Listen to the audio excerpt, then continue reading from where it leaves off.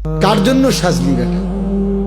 কি এর পাউডার লাগাইছো? কিসের চুলের ফ্যাশন করছো? কে দেখে তোমাদের এই চুল চেহারা?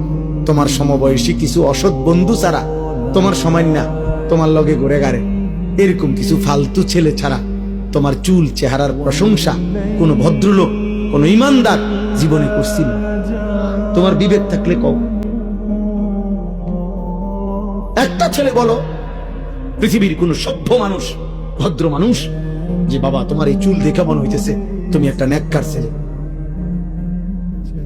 তোমার চেহারা দেখে মনে হইতেছে তুমি একটা ভালো বংশের ছেলে, তাইলে তোমার এই অসৎ চেহারা তো তুমি তোমার বাপকে অপমান করলা। কিরে তুই কোন ঘরের পুত্রে, তোর দেখতে ফুটটা ঘরের মতো লাগে?